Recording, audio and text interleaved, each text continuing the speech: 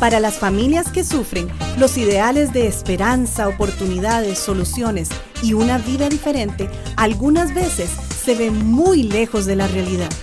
Levanta propone una solución alternativa a lo que hasta hoy se ha oído con relación a la familia, matrimonio e hijos azotados por la violencia doméstica. Hoy proponemos un camino más alto, uno que levanta a los caídos y oprimidos, dando voz a quienes no la tienen. Y ahora con ustedes, Levanta. Saludos, mi hermano. Gusto estar con vos hoy otra vez. Muy buenos días, un gusto igualmente. Muy contento de continuar con estos conversatorios tan edificantes. Sí, han sido buenos temas que hemos podido estar conversando últimamente. Sí. Y hoy no va a ser la excepción, ¿verdad? Sí, así es. ¿De qué hablamos hoy? El tema es el ensimismamiento del maltratador y su esperanza. Qué buena palabra esa, ensimismamiento. Es básicamente cuando dirigimos toda nuestra atención a nuestros Correcto. pensamientos, ¿verdad? ¿Y qué produce? Aislarnos de procesos reflexivos. Uh-huh. ¿Por qué? Porque esta reflexión siempre, mi estimado amigo, Uh-huh. va a amenazar nuestra cosmovisión. Uh-huh. Tenemos nuestros pensamientos, vivimos en nuestro mundo, Sí. y ese mundo se ve amenazado cuando hay reflexión. Uh-huh. Uh-huh. Cuando nos abrimos a posturas que Uh-huh. empiezan a movernos el piso en lo Exacto. que nosotros pensamos. Estaba pensando en esa misma expresión, ¿verdad? Esos pensamientos, esas preguntas que nos sacuden la estantería, ¿verdad? Que nos mueven el piso. Pero qué importante es eso. O sea, cuando tenemos esa apertura de mente correcta, ¿verdad? De poder reflexionar, y al menos en mi experiencia, esos procesos de reflexión me han servido sea para afirmar una verdad o algo que tenía por verdad, y ante dudas que surgieron en cualquier campo. Hablemos de mi rol como esposo, en los estudios teológicos, en la vida diaria, en la forma de conducir, como usamos tanto ese ejemplo.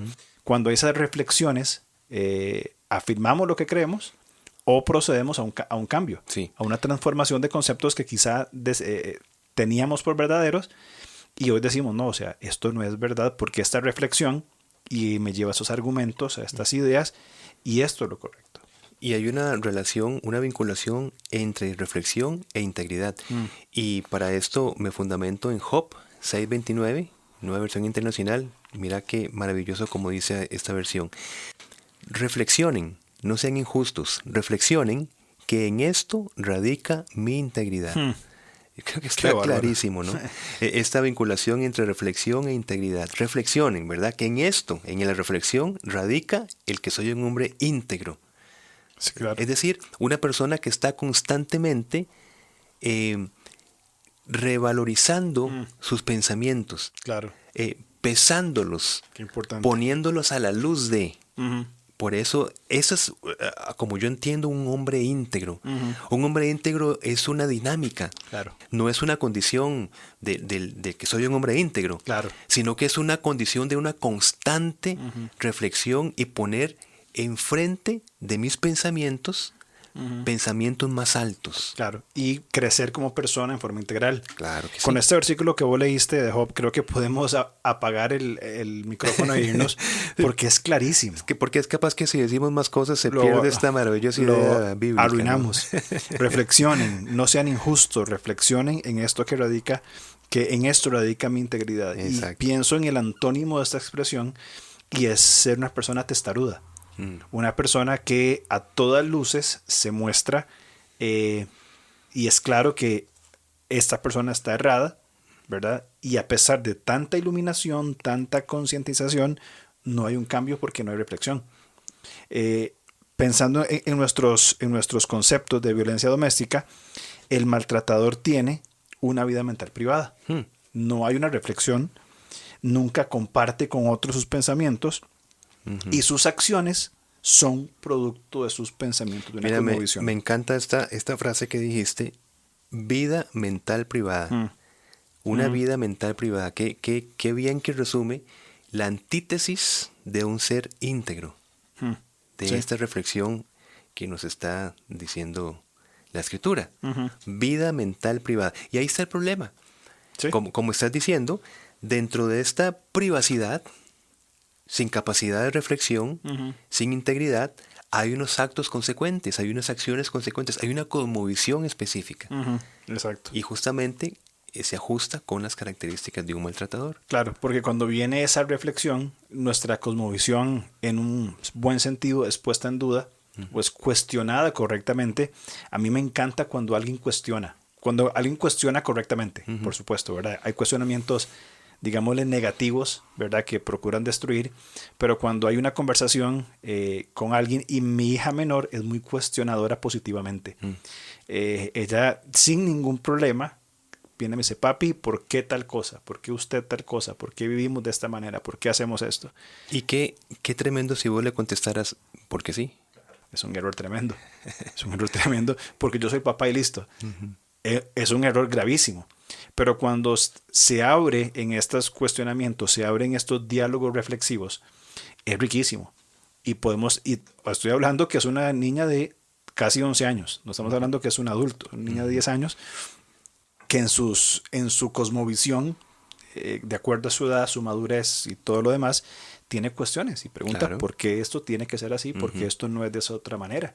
Y se generan esas buenas conversaciones donde hay oportunidad en una madurez superior, ¿verdad?, que deberíamos tener los padres, de construir en ella. Ahora, ¿qué pasa cuando nosotros como individuos cuestionamos correctamente y nos aferramos a pensamientos más altos, a una cosmovisión mejor, superior? ¿Cómo puede ser transformada nuestra forma de pensar? Entonces, es lo que apuntamos en estos procesos con los victimarios, de apuntar a una mejor cosmovisión. Claro. Y en este lindísimo ejemplo que nos estás poniendo, pero esta no reflexión lleva a una relación complementaria, digamos, contradictoria. O sea, una complementariedad contradictoria. ¿Por qué? Porque en una relación entre dos personas, si solo uno de los miembros importa, si solo uno de los miembros coloca su estrechez de pensamientos como una manera única de que se vean las cosas desde ese foco, desde ese perfil, es una contradicción en una relación de dos personas, porque no se tienen en cuenta y no son atendidas las necesidades y las emociones de la otra persona. En el programa 33, hablamos sobre el altruismo, sobre el buscar el bienestar de la otra persona. Y en una relación es totalmente contradictorio, como vos estás diciendo claramente, que haya solamente un pensamiento, en lugar de buscar esa comunión. Exacto. Y yo te voy a decir una cosa, mi estimado amigo, porque me encantó esta frase que diste, vida mental privada. Yo creo que el colmo de una vida mental privada es ya cuando una persona, ante la necesidad de otra, ante la ilusión de otra, ante el deseo de otra, todo esto es percibido inclusive como una amenaza para el maltratador. Es que ya es el colmo. Es decir, satisfacer una necesidad es amenazante para mí. Esto es ya, te digo, es el tope de una vida mental privada. Sí, claro, y eso genera una actitud defensiva. O sea, la persona va en esta cosmovisión, mentalidad cerrada, llamémoslo como la Biblia lo dice, en un corazón duro.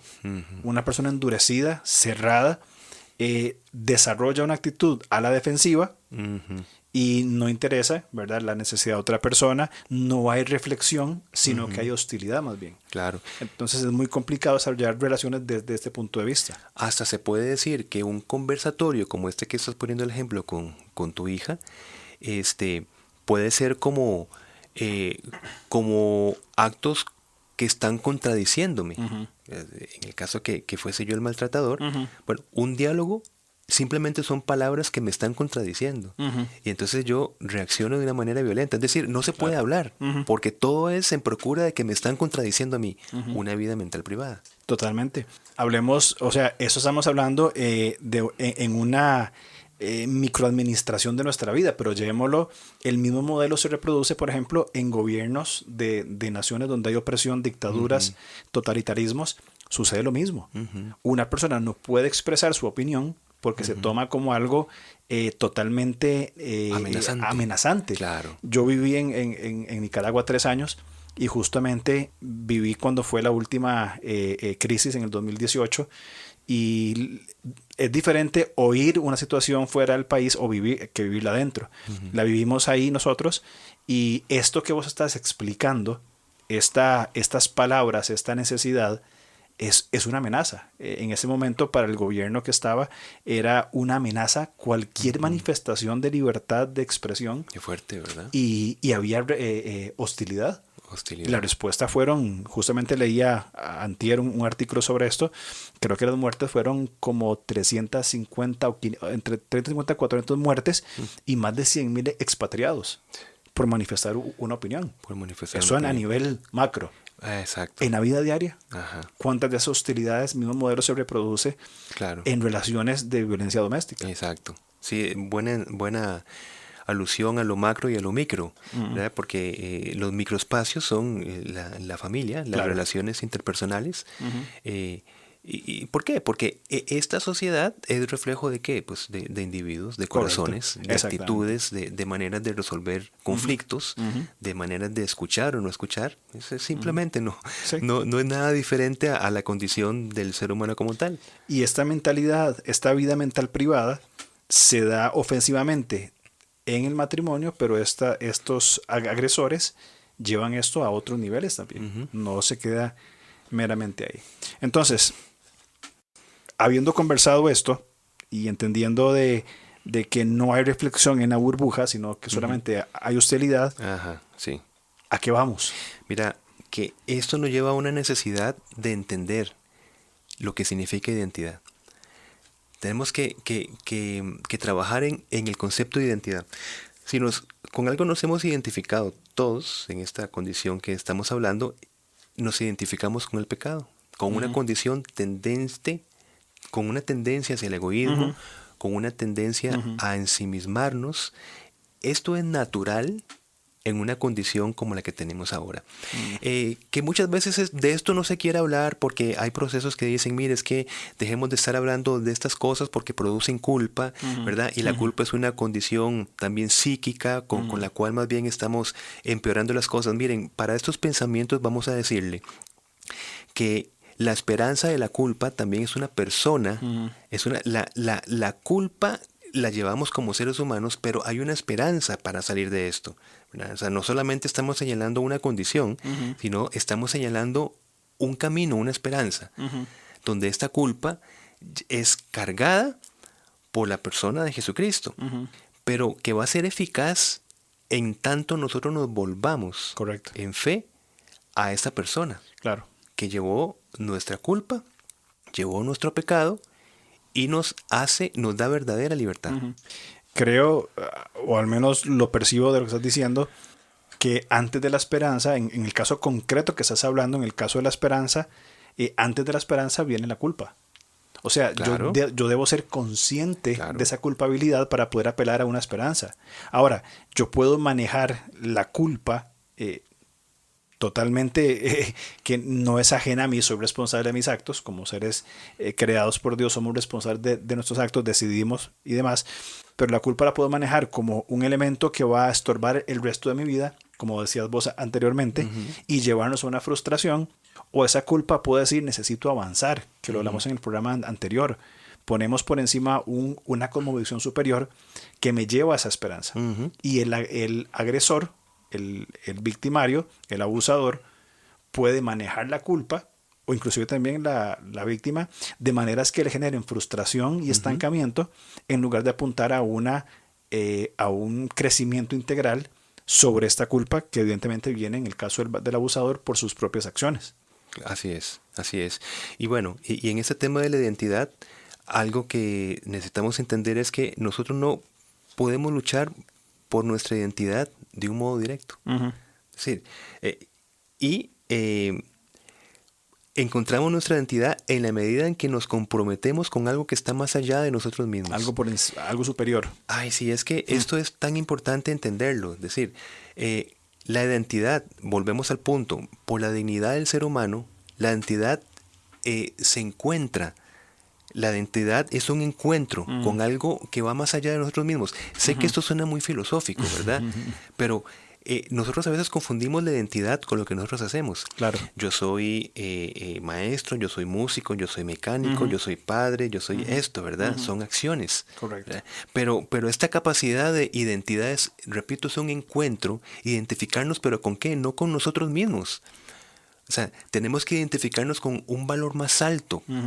Y en este caso, con una persona, con una humanidad representativa más alta que la que tenemos ahora en nuestra condición. Y esa humanidad, ese modelo, evidentemente, desde nuestra perspectiva como Ministerio Levanta, es Jesucristo. Sí. Modelo de auténtica humanidad. Él modeló y estableció nuestra humanidad y cómo desarrollarlo en un modelo relacional y una auténtica fuente de identidad, que esto es lo que nos da esa esperanza maravillosa. Saber que nuestra identidad está en Cristo, que somos hijos de Dios y podemos, como vos decías, no sé si en este o en otro programa, el devolvernos a Dios y Él se va a volver también a nosotros. Hay un texto en hebreo, en Hechos, capítulo 17, donde podemos nosotros encontrar nuestra identidad, que es la adopción. Dice, sí, para que busquen a Dios, si en alguna manera, palpando, puedan hallarle, aunque ciertamente no está lejos de cada uno de nosotros, porque en Él vivimos y nos movemos y somos, como algunos de vuestros propios poetas también han dicho, porque el linaje suyo somos. Esto es Hechos 17, 27 en adelante. Qué bueno esta parte, porque en Él vivimos y nos movemos y somos. Esto es hermoso en el sentido de identidad. Entonces, ¿ves cómo se establece el hecho de que no podemos luchar por una identidad de modo directo o de un modo pues individual, personal? Claro. Tenemos que abrirnos a algo más allá, donde podamos trascender. Y por eso el texto dice, en Él vivimos, está hablando de Dios, y nos movemos y somos, dice. Pero le está hablando a unos atenienses allí, Pablo. Es decir, el sentido del ser, y no nos vamos a meter acá en profundidades psicológicas, filosóficas, ¿verdad? Ajá. Pero el sentido del ser, decir, en Él somos, eso es algo profundísimo, claro, que Pablo está diciendo acá. Sí, totalmente. Y es nuestra identidad como hijos de Dios y quiénes somos nosotros. ¿A qué aspiramos? ¿Por qué nos movemos? ¿Por qué vivimos? Claro. Y esto nos lleva a un concepto también que conversábamos anteriormente en otro momento, que tiene que ver con un tema que a mí me apasiona, como es la resurrección de Jesús. Cuando hablamos de la resurrección, evidentemente hablamos del acto histórico que Jesús experimentó. Hablamos del evento a un futuro, de una resurrección corporal, pero sobre todo hablamos de la efectividad de cómo Cristo se levantó de los muertos, y por su resurrección hoy tenemos vida nueva. Así y podemos comenzar a vivir las riquezas de la eternidad a partir de hoy por la resurrección de Cristo. Somos hechos nuevas criaturas. Y hay un par de versículos en Romanos capítulo 8 que nos lleva a esta cosmovisión que vos estás diciendo, a este planteamiento de que nuestra identidad es que somos adoptados hijos de Dios. Dice Romanos 8:11, y si el espíritu de aquel que levantó a Jesús de entre los muertos vive en ustedes, Él mismo que levantó de entre los muertos también dará a sus cuerpos mortales por medio de sus espíritus que viven ustedes. Lo que vos decías o lo que leíamos en Hechos, que vos enfatizabas, en Él vivimos, somos. En Él somos. Esa es nuestra parte. Y el versículo identidad. 15 dice, y ustedes no recibieron un espíritu que de nuevo los esclavice al miedo. En el programa anterior hablábamos sobre el miedo, claro, y sobre el miedo. La vergüenza. Y la vergüenza, gracias, se me escapó. Y dice aquí, sino el Espíritu que los adopta como hijos y les permite clamar, Abba Padre. Abba Padre. Entonces, esta cosmovisión o esta identidad más bien a la cual apelamos es superior. Y vos decías, totalmente acertado, es algo muy profundo. Pero ahí es donde radica entonces nuestra identidad como hijos de Dios, como personas, y a la cual buscamos crecer. Y es que, ¿por qué hablamos de identidad? Ahí lo vamos enlazando, ¿verdad? Porque vivimos en una constante crisis de identidad. ¿Pero por qué? Volvemos al punto, porque no nos abrimos a buscar nuestra identidad sobre algo más allá de nosotros. Correcto. Y por eso es que nunca vamos a encontrar una identidad basado en recursos que que no satisfacen, Ujú. que no dan respuesta. Que son temporales. Que son temporales. Por ejemplo, ¿cuándo se vive una crisis de identidad? Bueno, cuando dudamos del amor de Dios, ¿verdad? Porque lo relacionamos con las circunstancias que nos afligen. Claro. O sea, Dios me ama si las circunstancias son favorables. Dios está enojado conmigo si me está pasando esto o aquello. Entonces, nos identificamos de una manera equivocada, ¿verdad?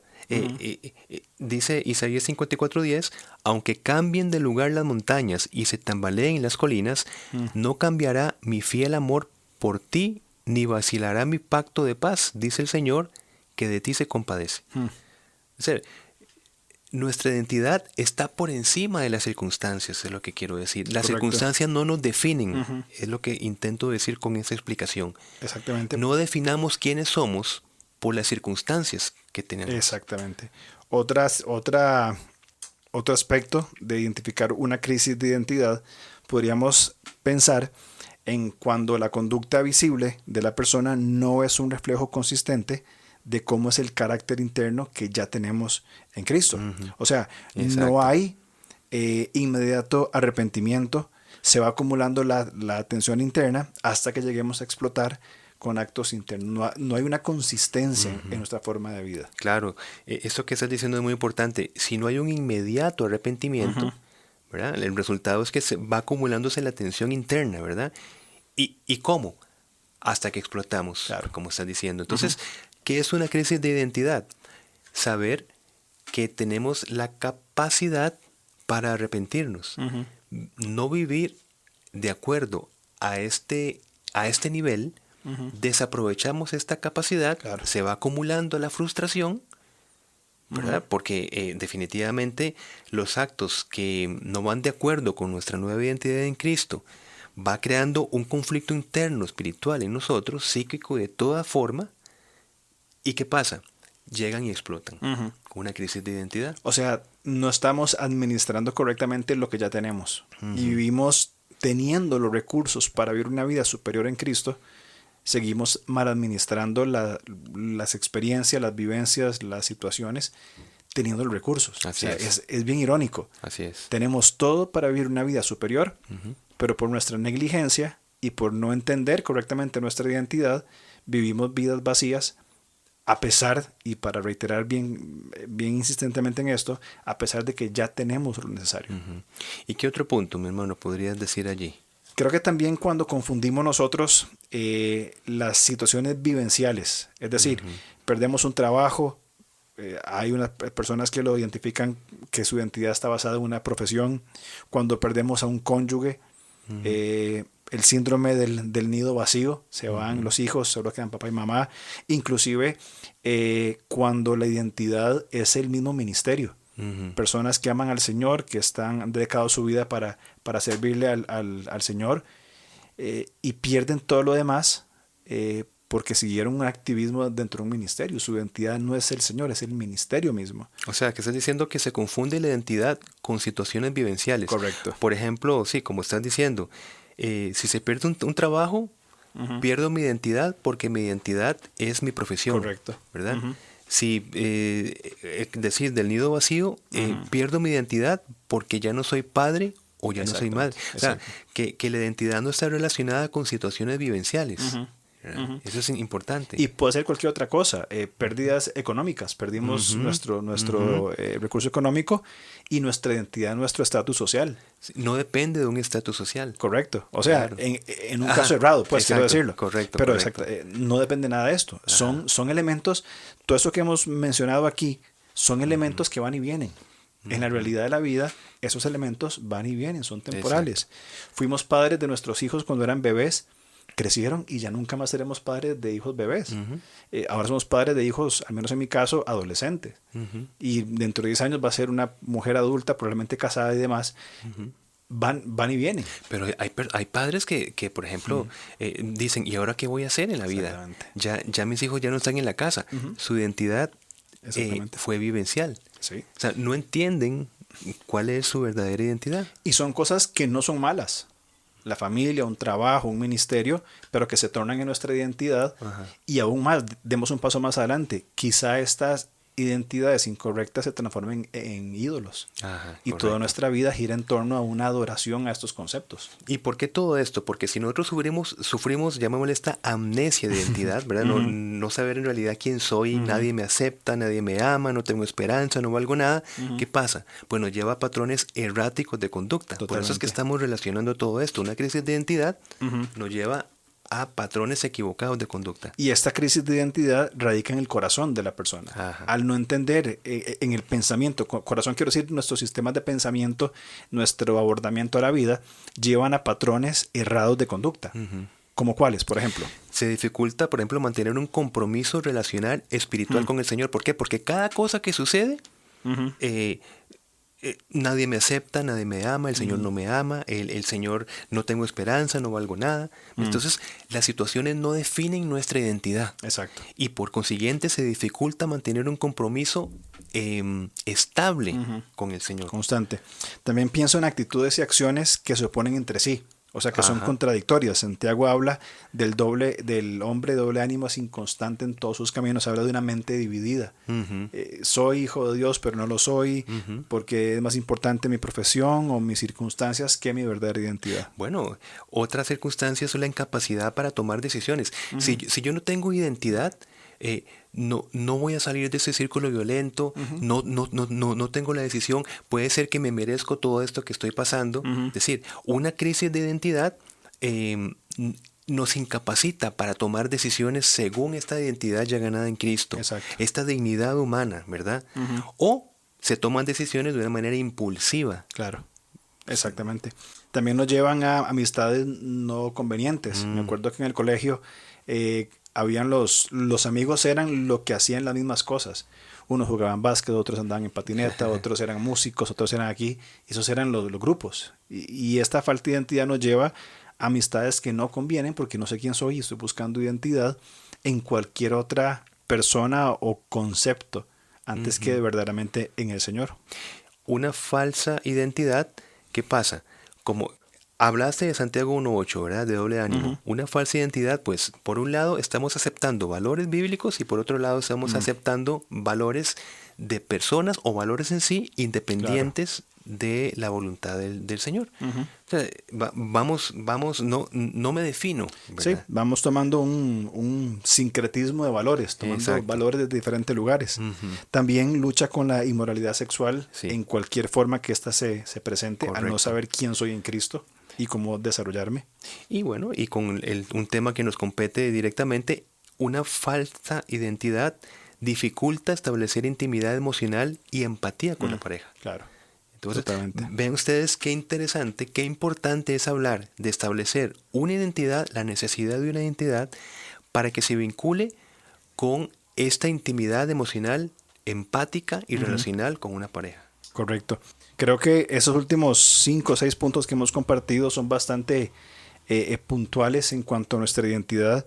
Entonces creo que necesitamos dar pasos como matrimonios, hombres, mujeres, víctimas, victimarios, de salir de esta mentalidad privada, de esta vida mental privada, hacia una identidad correcta en el Señor y afrontar una cosmovisión correcta de quiénes somos para vivir de formas totalmente plenas en el Señor. Así es, así es. Bueno, pues ha sido un tiempo muy importante, Alonso. Tiempo bueno. Yo creo que hoy nos pasó un poquito el tiempo, ¿verdad? Pero no importa. Un poquito, sí. Ahí pueden ponerle pausa y pueden volver después. Correcto. Pues bueno, listos para la otra semana, para que nos sigan acompañando. El sutil camino a la desvalorización será el tema de la otra semana, si Dios lo permite. Ansioso de ya conversar sobre ese tema. Pues nos vemos y a descansar esta semana y nos vemos entonces de hoy en 8, si Dios lo permite. Si Dios lo permite, un gusto verte y saludos a todos por allá. Igualmente. Nos vemos. Chao.